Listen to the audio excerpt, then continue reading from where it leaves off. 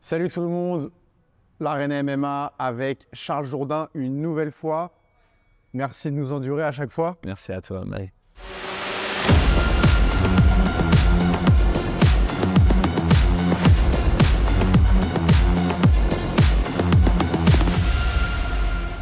Alors aujourd'hui, on va t'interviewer dans le cadre de ton combat à l'UFC Toronto, l'UFC 297 contre Sean Woodson. Ouais.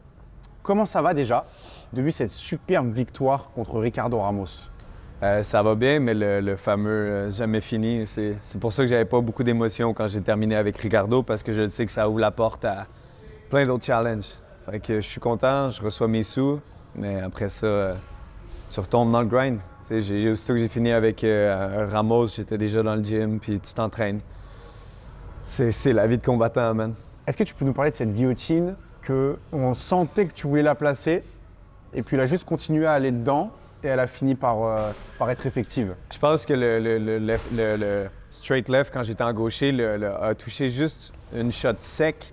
Puis je pense que c'est pour ça qu'il est rentré la deuxième fois. Parce que dans le fond, l'erreur que j'ai faite, c'est que j'ai pas assez pull mes hips pour aller l'encercler quand j'ai attrapé la première guillotine. Sinon, la première était faite. Puis là, quand il essayait d'appliquer son one flou, je continuais d'appliquer une pression. On a fait un scramble, il a essayé d'aller pour un knee bar. J'ai réussi à sortir, il a re-rentré. Mais j'étais pas surpris qu'il re-rentre. Les gens disent pourquoi il l'a refait, mais je pense que la première gauche était sec. Toutes mes knockdowns, toutes mes knockouts, c'est toute ma gauche. Puis je pense qu'il voulait pas rester debout. Donc, il a re-rentré, j'ai pris la guillotine. Puis une belle victoire, je pense que c'était 2 minutes 30, rapido. Et le Von Flue, à aucun moment il était dangereux? Non. Non, parce que dans le fond, le Von Flue, tu as besoin de faire une application de pression vers l'avant avec ton épaule, mais plus tu mets ton épaule, plus tu me laisses tirer ta tête vers le bas, therefore bloquer ta trachée. Donc, c'était un couteau à double tranchant. Et tu étais, si je me trompe pas, et dis-moi si je me trompe, pas loin de Fabio à ce moment-là? Oui. Tu l'entendais bien te guider? Oui. Ça a aidé, j'imagine? Absolument. C'est ça que j'aime du Apex aussi. C'est plus pur, plus violent, puis tu entends tout. Là, j'entendais Fabio, mais tu sais, j'étais en contrôle parce que c'est des choses qu'on drille énormément, mais c'est bon d'avoir quelqu'un qui te rappelle, OK? Et puis là, il disait « There's nothing there », parce que des fois, tu peux avoir tendance à paniquer. Il dit « Non, il n'y a rien là ». Puis effectivement, son Von Flue était pas très solide. Après ça, on a cru que tu allais peut-être te battre contre Dan Ige. Ouais. Finalement, ça se donne pas. T'aurais aimé? Absolument, c'est une place sur le rankings, mais après y avoir pensé, je veux les sous d'un gars qui se bat dans le rankings. Ouais. Parce que le problème avec les gars dans le rankings, c'est qu'ils sont pas seulement bons à se battre, ils sont bons à gagner. Ils savent, ils regardent le temps, ils savent, OK, à telle minute, je peux faire un amené au sol, OK, je l'ai contrôlé. Les gars sont capables, pendant le combat, de calculer s'ils sont en train d'avoir l'avantage ou pas. Donc, me battre contre des gars comme ça, calculer comme ça enlève un peu l'aspect... Guerre. Exactement, que j'aime. Donc, si tu es pour m'enlever le fait que j'aime me battre, ben au moins tu vas me donner les sous en fonction de ça. Et toi, là, tu es aux portes du top 15. Tu vas sûrement y rentrer. Est-ce que tu es prêt à avoir cette mentalité, toi aussi? Je suis sur mon 3e contrat. Non, pas mon 3e combat. Là, ça va être le 3e combat de mon contrat. Donc, ensuite, on embarque dans des négociations après Toronto. Puis vous avez vu, contre Crunch, je suis capable d'être très calculé, puis je suis capable de faire ma part des choses. Puis contre Ramos, ben, j'ai réussi à le terminer, mais j'avais une approche aussi méthodique. Donc maintenant, je sais gagner et je sais me battre. Puis je fais un bon mix entre les deux. Et finalement, là, tu vas te battre contre Monsieur Sean Woodson.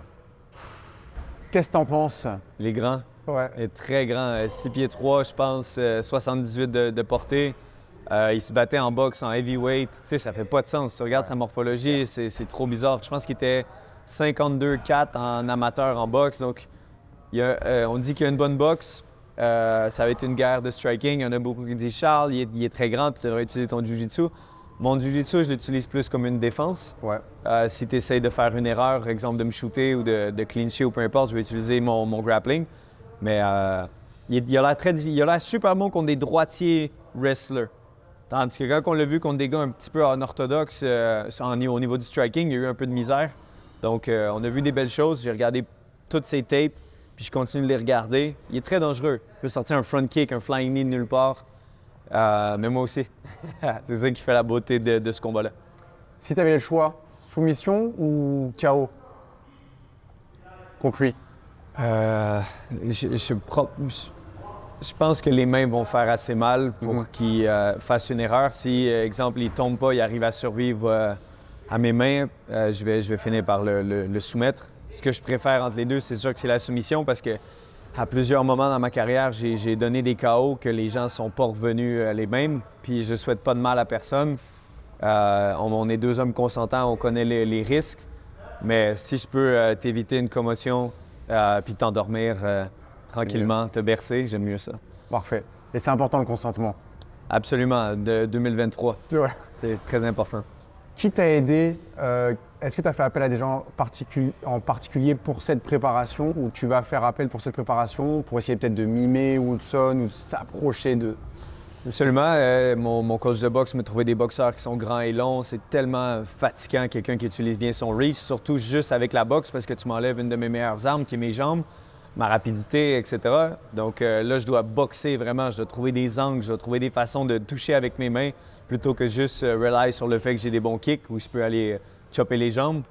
C'est une préparation qui est super difficile. Il nous reste encore, je pense, 64 jours, quelque chose comme ça.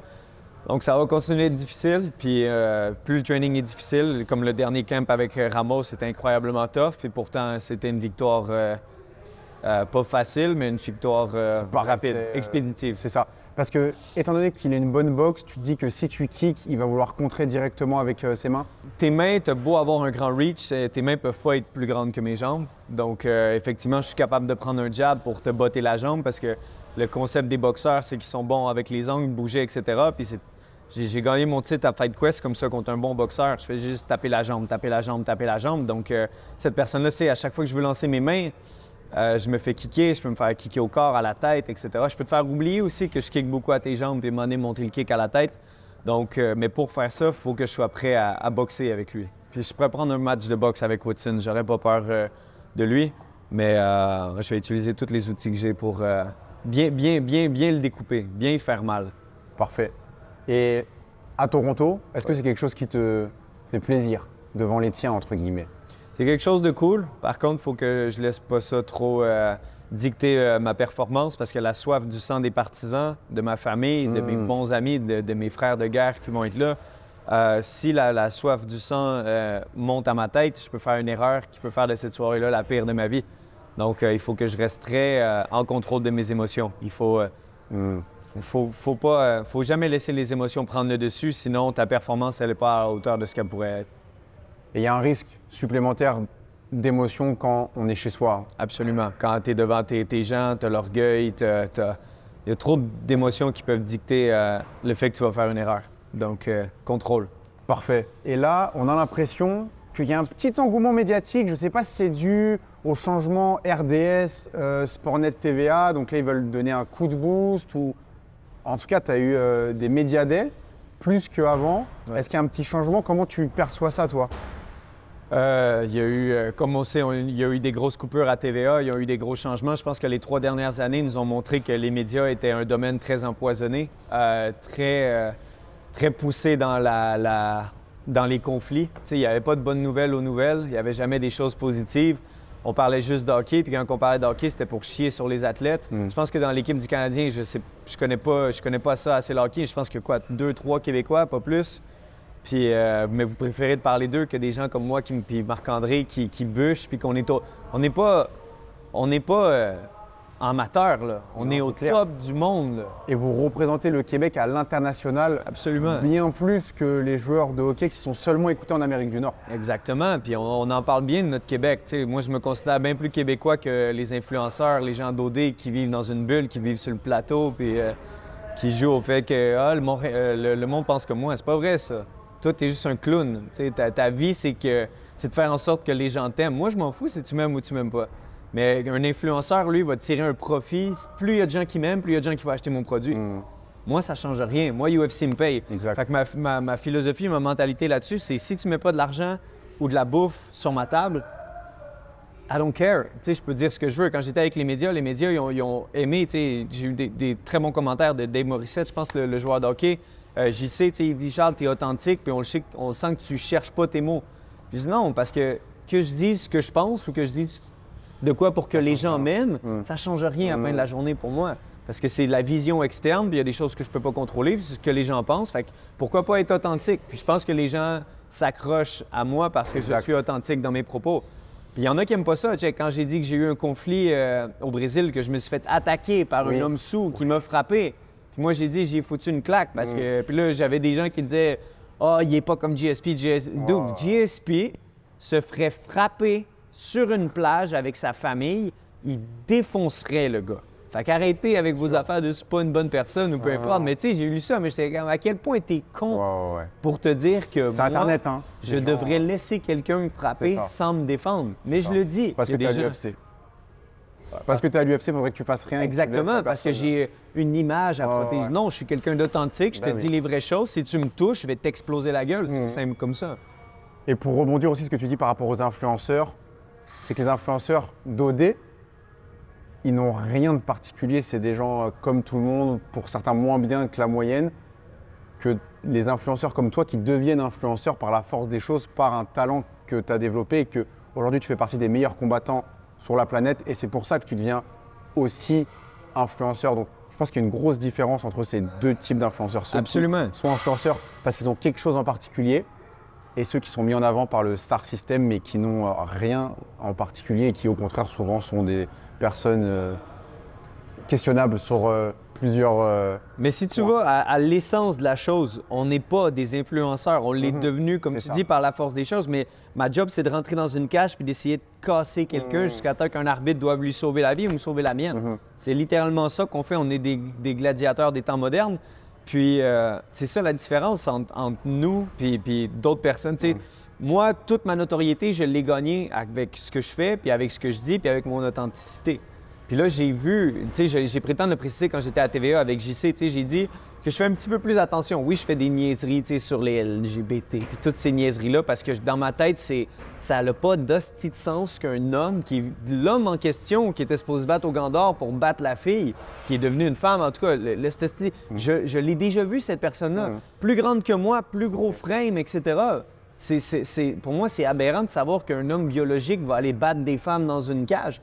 Puis quand je dis ça, là, après ça, c'est pour ça que j'ai pris le temps de préciser, parce que ma mère, elle dit tout le temps, tu vas dans des conflits, tu sais, calme-toi un petit peu. Puis tu sais, c'est vrai qu'il y a beaucoup de gens qui me suivent, puis le but, c'est pas de créer un mouvement de haine, c'est juste de dire, non. t'as une minute, il y a de quoi qui marche pas. Ouais. Mais il faut que je fasse attention, parce que d'habitude, j'envoie mon message de façon un peu... Tout droit. Exact, Ouais, surtout en utilisant l'humour ou Ouais.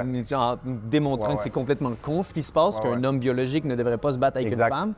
Puis, mais tu sais, Exact. est-ce que c'est réellement mon combat? Non. Est-ce que je peux utiliser mon influence pour ouvrir un peu les yeux aux gens? Je pense que j'ai le droit. J'ai travaillé Ouais, fort ouais. pour. Puis, Absolument. tu sais, je suis pas un militant politicien, là. J'en ai rien à foutre. Tout le monde peut faire ce qu'ils veulent. Une fois que tu es chez toi, la porte est barrée. Tu fais ce que tu veux avec qui tu veux. Moi, ça me dérange pas. Mais il y a certaines choses, en tant que sportif, je trouve que c'est pas correct. Non, Ça. non, je comprends. Et puis, en l'occurrence, dans les sports de combat, c'est pas comme si à la natation, un homme ou une femme transgenre allait avoir des avantages et OK, aller plus vite dans l'eau. Là, ça met vraiment la santé de la femme qui est en face en danger. Et que finalement, pour le bien-être des femmes, il faut faire attention à ça. Absolument. Tu sais, quand je dis ça, c'est que tu sais, je me considère un féministe dans cette situation-là parce que je suis là pour le droit des femmes, les droits des femmes à pouvoir avoir le droit de performer dans un environnement sécuritaire. C'est des conséquences irréversibles d'une commotion cérébrale. Ouais, ouais. Tout ça parce qu'une personne avait des aptitudes physiques. En tout cas, je ne vais pas aller trop là-dessus. Ouais, ouais. C'est un grand spectre, mais tout ça pour dire, effectivement, l'influence que j'ai, je l'utilise pour certains mouvements que je trouve un peu fous. Et puis les sports de combat, c'est pas un jeu.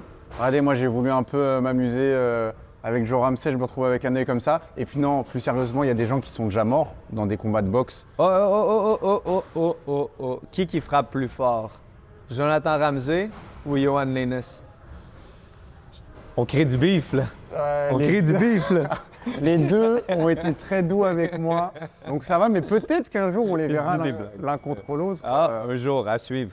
Mais j'avais vu des échanges Ouais. Toi, tu mettrais ta pièce entre sur les qui? deux. Johan frappe fort en esti, on l'a vu. Parce que même si Johan rendu à l'UFC, ça a eu, tu sais, c'est rocambolesque parce que tu arrives au top. tout ce qu'il a fait avant, on peut pas y enlever. À Non, c'est CFF quelque chose, il CFFC. knockait les gars puis tout. Ouais. Johan, il a l'air de Ouais. frapper fort, tandis qu'on a vu Joe contre Mallette avoir une approche méthodique. Ouais. À la fin, finir avec les takedowns même quand t'es brûlé puis tout. Donc, Ce sera un beau combat. ce serait un beau combat. Ouais. Je peux pas me prononcer. C'est deux très bons combattants. On va y aller là-dessus. Parfait, ça me va totalement. T'as beaucoup de fans aux États-Unis. Ouais. T'as beaucoup de fans en France. Ouais. T'as des fans au Québec. Ouais. Mais j'ai l'impression qu'au Québec, t'as un peu parfois ce rôle du mal aimé, du mec. Je sais pas. J'ai l'impression que t'es encore plus aimé ailleurs qu'ici. Parce qu'il y a plus de monde à l'extérieur. Mhm. Mon média que j'utilise le plus, en fait, les deux, c'est Instagram et TikTok. Ouais. C'est des médias que j'utilise principalement en anglais. Donc, il y a ça qui joue dans la balance. Et le fait qu'au Québec, on est comme ça. Des fois, on supporte, mais check Cyril Gann, tout le monde l'a supporté, puis aussitôt qu'il a perdu, Ouais. tout le monde y a craché dessus. Puis Ouais. moi, j'ai été dans cette vague-là Ouais. de up and down. Puis c'est correct. Les gens que j'ai besoin sont proches de moi, puis c'est ça qui est important. Mais tant mieux. Je vois qu'il y a de plus en plus de supporters qui rentrent. Maintenant, TVA se réveille. Le Journal de Montréal m'ont dit Ouais. merci de nous avoir réveillés, rentrer dedans parce que on avait besoin de ça. Quand j'ai gagné contre Ramos au top du sport, il y avait 2 articles sur le mini-pot, le petit golf. Il n'y avait rien sur moi qui était complètement fou. Mais à la fin de la journée, comme je dis, quand il y a un article dans le journal ou pas, ou que 4 millions de personnes m'aiment ou pas, j'ai le même chèque à la fin de la journée. Donc, tant mieux si je peux avoir un impact positif sur les gens qui me suivent. Un peu de motivation ou un peu de crime. J'aime comment Jourdain il pense ou j'aime comment Jourdain travaille, j'aime comment il nous représente, j'aime son feu. Tant mieux. Si vous pouvez tirer du positif, comme moi j'ai tiré du positif de José Aldo, Anthony Pettis, Georges Saint-Pierre, John Jones, c'est tous les gars que je regardais parce que j'aspirais à être là un jour. Donc, si je peux avoir cet impact positif-là, je suis content. Ma messagerie est remplie principalement de jeunes hommes et de jeunes filles aussi, à ma grande surprise, qui dit, merci, je te montrais ma messagerie, c'est vraiment cool. Il y a beaucoup de jeunes Québécois qui m'aiment énormément, puis tant mieux. Je Nice. pense que je suis sur le bon chemin. Super. Journal de Montréal ou autre, si vous avez besoin d'écrire des articles, n'hésitez pas à nous contacter, on est des spécialistes. Ça vous évitera de confondre John Jones et Cormier. Une nouvelle fois, on t'a vu t'entraîner avec Antoine Chaput. Oui. Est-ce que ça tient à cœur d'aider la jeunesse québécoise, un jeune professionnel de MMA? Absolument. Puis Antoine, il est super bon. Il est jeune, comme tu as dit, je pense qu'il va avoir 22. Donc, il y a plein de potentiel devant lui. Là, il approche à l'âge où, c'est... Parce que quand tu commences jeune, comme lui, moi et Louis, c'est tough. C'est vraiment tough physiquement. Parce que tu te bats contre des gars qui ont une morphologie de gars d'hommes de 30 ans, etc. Puis c'est très, très, très dur. Mais lui, il est très pesant. Le truc avec Antoine, juste un petit peu plus explosif. Il faudrait qu'il travaille un petit peu plus sa fibre où il est... Mais, mettons, quand tu regardes les Dagestanais, ils ont une fibre un petit peu comme la sienne. Ouais. Une fibre lourde, forte. Je me souviens, au 3e round, j'ai un bon cardio. Puis au 3e round, on a fait un scramble de grappling, puis je me suis relevé, il s'est accroché après mon dos, puis il restait 1 minute, puis c'était comme « Ah, je suis pas capable de l'enlever. » Puis j'ai essayé de l'enlever, puis ça a duré 1 minute, puis là, je tombais sur mes genoux, puis là, j'étais là « Tabarnak, man! » Mais quand il te pogne, il est très difficile à enlever sur toi. Il y a un bon cardio, il y a un bon pace. Écoute, c'est rendu que dans l'échange, il en a même perdu son gant, puis tout. J'ai essayé de le reverse, il arrive par-dessus. Wizard, il a réussi à casser mon Wizard en me ramenant proche. J'étais là, ah ben, petit Chris, man, il est bon, là. Très doué, plein de potentiel, puis que du bon qui s'en vient pour lui. Hein. Mais c'est cool en tout cas de voir, je peux pas dire des gens des anciennes générations parce que tu es encore super jeune. Je suis un ancien, il me reste 2 ans, c'est bientôt fini. 2 ans seulement? 2 ans, 30 ans, j'ai fini. Ah ouais? Ah, Pas plus? non, 32, non? non. Bon, on verra. Ouais. Chaque chose en son On temps. verra, mais pour l'instant, j'ai du plaisir, mais je vais être un père, puis c'est plus important pour moi que n'importe quoi d'autre. Puis aussi, c'est dans les récents temps, tu sais, oui, c'est cool l'UFC, mais tu sais, j'ai pas été à l'école avant, j'ai pas appris rien avant. Donc, moi, j'aimerais ça apprendre un skill. J'aimerais ça, tu sais, je vois mes frères qui sont super doués sur la construction. Je vois des amis qui ont plein de potentiel. Ils ont pris le temps de développer plein de choses. Puis moi, quand ma carrière est finie, je deviens quoi? Là, je me fais dire par Sportsnet, t'es bon, viens parler avec nous, viens faire des sûr. médias. J'ai fini, moi, avec les médias après. OK. J'ai passé ma vie sur Instagram, TikTok, toutes ces affaires-là, à faire de la publicité. Quand j'ai fini, j'ai fini.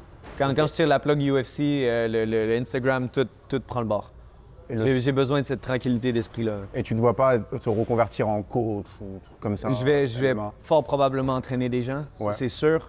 Parce que monsieur, madame, tout le monde, je pense qu'on a besoin de plus d'entraînement. On a besoin J'ai acquis énormément de connaissances avec l'UFC dans tout ce qui est le domaine de l'entraînement. Puis ça, c'est sûr que ce serait une voie que j'aimerais prendre. Parfait. Tu peux nous parler de cette pause? OK. Ça s'appelle un mantra. OK? Il y a plusieurs mantras. C'est une position de main. Puis OK. quand tu croises tes doigts comme ça ici, puis tu l'ouvres, il y en a qui avaient ça le tip of the spear. Mais le mantra de celui-là, c'est le pouvoir. OK. Tu regardes Ronaldo, et il l'utilise énormément dans ses interviews. Conor McGregor l'utilise. OK. Andrew Tate, que j'aime beaucoup, son frère, le talisman. Pourquoi? Parce que tu t'ouvres et tu ne te mets pas dans une position vulnérable. Parce que OK. quand tu es comme ça ici, veux pas, tes épaules s'ouvrent. Ouais. Donc, tu es ouvert à la conversation. Je suis ouvert à toi en ce moment. Si je serais comme ça, avec les mains recroquevillées une sur l'autre, puis tout, bien, je serais fermé en ce moment. OK. Donc, c'est une façon en Inde, encore une fois, ils appellent ça un mantra. Ouais. Puis c'est ça, c'est juste que je suis ouvert à tout, mais je ne veux pas être dans une position faible. Je veux pas arriver puis pas avoir confiance en ce que je dis et en mon message. Donc, avoir cette posture-là m'ouvre et je me sens en confiance. Je peux parler avec les gens. Ensuite, je reviens avec cette pose-là. Mais oui, effectivement, le monde a capoté. C'est dans Sportsnet, le Journal de Montréal, etc. Puis j'aime faire cette pose-là. Mais elle a été popularisée par Andrew Tate, donc certaines personnes vont associer ça à quelque chose. C'est pas lui qui l'a inventé. Non. Exemple, c'est comme dire Hitler a inventé la croix gammée. Absolument pas. La croix gammée, c'est un symbole qui est là depuis way back, là, bien avant. Quand on est arrivé en Corée, on voit un gros temple rouge, puis il y a une grosse croix gammée, puis on est là. OK, on n'est pas à la bonne place.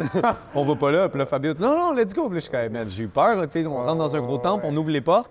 Finalement, c'était juste. Puis après ça, on a eu plus d'informations sur le symbole. Bref, personne ne s'approprie des symboles comme ça. C'est comment toi, tu l'utilises. Puis moi, je sens que ça fait une conversation plus fluide, ça me donne plus confiance, puis ça me fait moins perdre mes mots. Parfait. Et tu y ajoutes un petit truc en plus. Hein? Tu y ajoutes, oui. Celui-là, il est légendaire, celui-là. C'est Blue Steel dans Zoolander. T'as déjà vu Zoolander? Non? Ah, mon Mais Dieu, peut-être que c'est un autre titre. En France, des fois, on n'a pas les mêmes titres. Ça se peut. C'est avec Ben Stiller, celui qui fait dodgeball aussi. Ok, Là. mais en tout cas, tu l'as vraiment bien. Ouais. Tu l'as vraiment bien. Sur Instagram, là, j'espère le voir quand je clique sur tes stories. Vas-tu être papa? Est-ce que là, c'est officiel, là? Parce que là, t'en parles, là. Est-ce qu'on a l'exclusivité de... Non. Puis même, vu que je vous aime beaucoup, vous allez le savoir hors caméra, mais c'est pas quelque chose... Mon fils ou ma fille n'aura pas un Instagram. Tu sais, je vois des parents, encore une fois, des influenceurs que leur bébé a un Instagram avec plus de followers que d'autres gens. Je suis... Mon Dieu, man, laissez le bébé vivre, man. Il va avoir vécu avec un téléphone dans sa face, c'est... anyway.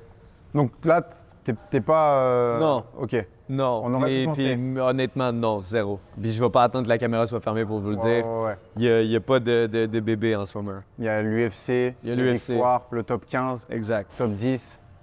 Et la monnaie.